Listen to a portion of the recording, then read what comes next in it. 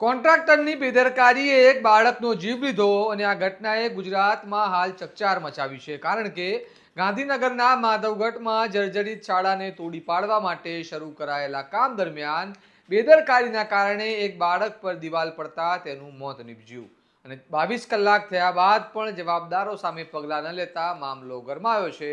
જે મામલે ધારાસભ્ય જિગ્નેશ મેવાણીએ તંત્ર પર ગંભીર સવાલો ઊભા કરી પ્રહારો કર્યા છે અને કડક પગલાં લેવાની માંગ કરી છે। શું છે સમગ્ર મામલો, આવો વિગતે વાત કરીએ આ અહેવાલમાં।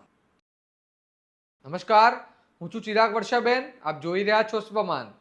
ગાંધીનગર જિલ્લામાં ગઈકાલે એક ઘટના બની જેને સમગ્ર પંથકને હચમચાવી નાખ્યો છે, કારણ કે માધવગઢ ગામમાં એક જર્જરિત શાળાને તોડી પાડવા તંત્ર દ્વારા એક ખાનગી કંપનીને કામ સોંપવામાં આવ્યું હતું અને આ કામ અધૂરું રહ્યું અને રઘુનંદન રાઠોડ નામના 12 વર્ષના બાળક પર દિવાલ પડી અને તેનું કરુણ મોત નીપજ્યું હતું। આ ઘટના બનતાની સાથે સમગ્ર પંથકમાં ચકચાર મચી હતી અને બાળકને સારવાર માટે તરત ગાંધીનગર સિવિલ હોસ્પિટલ ખસેડવામાં આવ્યો અને ત્યાં તેનું મોત થયું હોવાની પ્રાથમિક માહિતી સામે આવી રહી છે। આ મામલે વડગામના ધારાસભ્ય જિગ્નેશ મેવાણીએ તંત્ર સામે ગંભીર સવાલ ઊભા કર્યા છે, સાથે જ ભાજપના ઠાકોર સમાજના નેતાઓ સામે આકરા પ્રહાર કરતા કહ્યું છે કે ઠાકોર સમાજના બાળકની તંત્ર અને કોન્ટ્રાક્ટરની બેદરકારીના કારણે કરુણ મોત નીપજ્યું છે અને મૃતદેહ 22 કલાકથી ગાંધીનગર સિવિલમાં પડ્યો છે, પરંતુ પરિવારને ન્યાય નથી મળ્યો। સાંભળો આ મામલે જિગ્નેશ મેવાણી શું કહી રહ્યા છે। સમગ્ર ગુજરાતમાં ચૂંટણી પ્રચારમાં વ્યસ્ત ભારતીય જનતા પાર્ટીના કોળી ઠાકોર નેતાઓના ધ્યાને લાવવા માંગુ છું। ગાંધીનગર જિલ્લાના ગાંધીનગર તાલુકાના માધવગઢ ગામે એક એજન્સીને માધવગઢ ગામની જર્જરિત સ્કૂલને ડેમોલિશ કરવાનું, ધરાશાયી કરવાનું કામ સોંપ્યું હતું।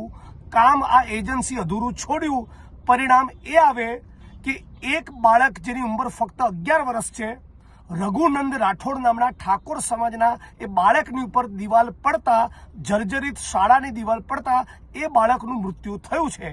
22 કલાકનો સમય થયો, એ બાળકની લાશ ગાંધીનગર સિવિલ હોસ્પિટલમાં પડી છે। ભારતીય જનતા પાર્ટીનો એક પણ નેતા ત્યાં ડોકાવા ગયો નથી।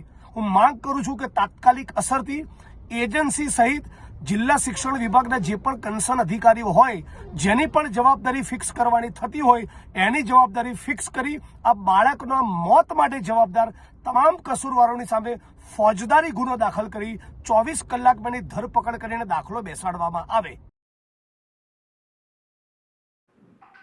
તંત્રની બેદરકારીની આ એકલી ઘટના નથી। છેલ્લા કેટલાય સમયથી ઘણી ઘટનાઓ સામે આવી રહી છે અને આ ઘટનાઓ સૂચવે છે કે તંત્ર કેટલું બેદરકાર છે। આવી ઘટનાઓ ફરી એકવાર સાબિત કરે છે કે બાંધકામની ગુણવત્તા અને સુરક્ષા માપદંડોનું પાલન કેટલું મહત્વપૂર્ણ છે।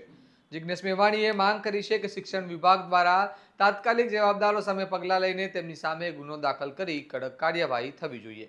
હવે જોવાનું રહ્યું કે આ મામલે આગળ શું કાર્યવાહી થાય છે, પરંતુ આવી ઘટનાઓ તંત્ર પર આંગળી ચીંધે છે કે તેમની લાપરવાહીના કારણે એક બાળકે જીવન ગુમાવ્યું। આ મામલે તમારું શું માનવું છે, અમને કમેન્ટમાં જણાવો અને આ પ્રકારના વિશ્લેષણાત્મક સમાચાર માટે સ્વમાનને લાઇક, શેર અને સબસ્ક્રાઇબ કરવાનું ભૂલતા નહીં। નમસ્કાર।